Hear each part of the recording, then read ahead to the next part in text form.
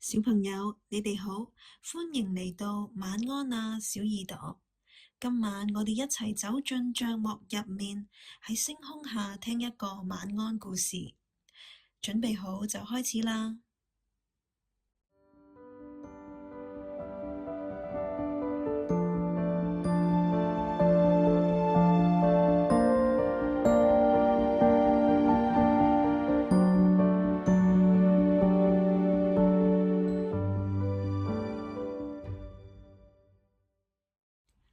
妍妍的小單車旅程。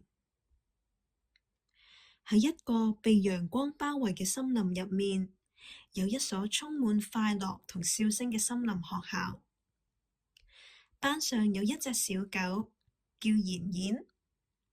妍妍平時十分好學，又有禮貌，見到老師同同學會打招呼，仲會幫忙照顧花園入面嘅小花草。今日嘅體育課，兔兔老師話：小朋友，今日我哋要學習踩單車。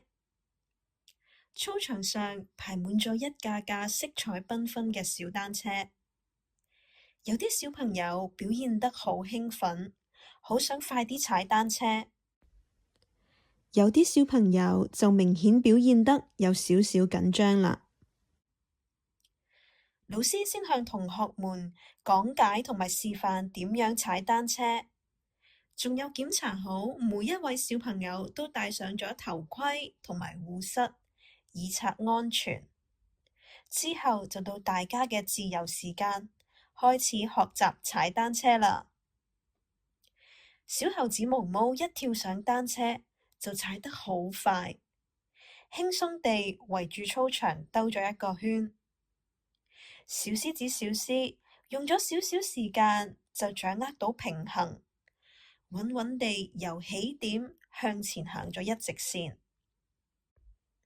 至於妍妍，今次係佢第一次踩單車，佢望住毛毛同小獅已經成功咁踩到單車，心入面就有少少緊張。妍妍嘗試坐上單車，雙腳放上腳踏。但係單車似乎不受控制，好快就倒埋一邊。妍妍緊張得即刻將隻腳放咗落嚟。佢試咗幾次都未能成功，內心越嚟越焦急。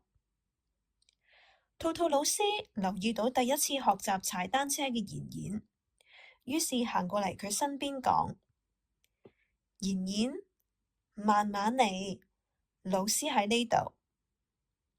喺兔兔老師嘅幫助下，妍妍小心翼翼咁坐上單車，雙手握住把手，雙腳踏上腳踏。哎呀！架單車歪咗一下，妍妍差啲失去平衡。佢即刻停低，心跳變得越嚟越快。老師，我唔得啊！踩單車真係好難啊！妍妍細細聲同老師講。老師於是輕輕扶住妍妍嘅單車後面，同佢講：妍妍，而家我喺後面扶住你，你放心咁向前踩啦。我哋再試多次好唔好啊？妍妍帶啲猶豫咁點點頭。今次老師扶住妍妍，妍妍向前慢慢踩咗一下、兩下、三下。老師，我喺度向緊前啊！妍妍有啲開心咁講。但係過咗一陣間，架單車又開始搖搖晃晃，妍妍再次停咗落嚟。妍妍一次又一次咁嘗試，有時會停低，有時會差啲跌倒，但係每一次，兔兔老師都喺佢身邊，俾佢勇氣同埋鼓勵。慢慢地，妍妍開始可以踩得遠一啲啲啦。時間過得好快，嚟到體育課嘅尾聲，練習到有啲攰嘅妍妍，終於停低落嚟休息。佢依然未能成功自己一個踩單車。佢望住其他已經好開心咁踩單車嘅朋友，佢覺得好羨慕。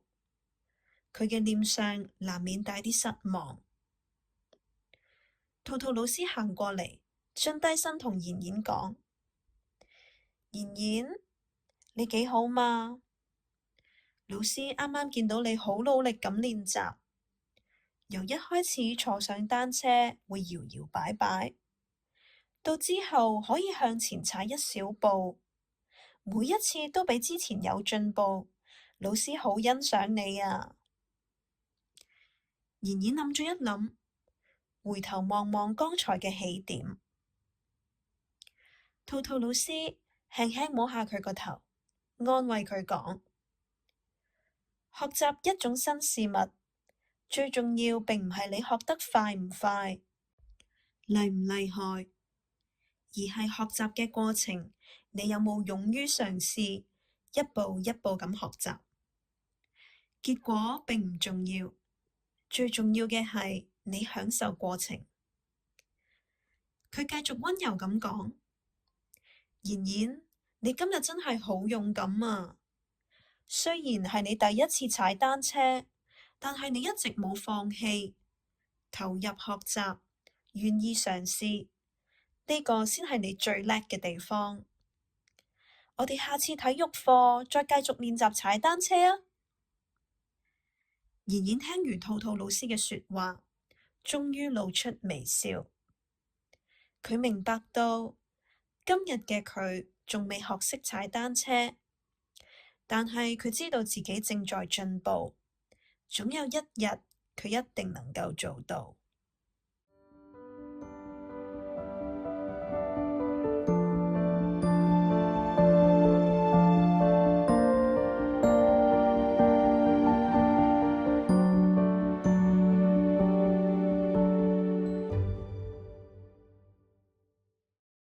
小朋友，故事就嚟到呢度啦。而家試下合埋對眼，深呼吸一下。希望你今晚有一個甜甜嘅美夢。晚安啊，小耳朵。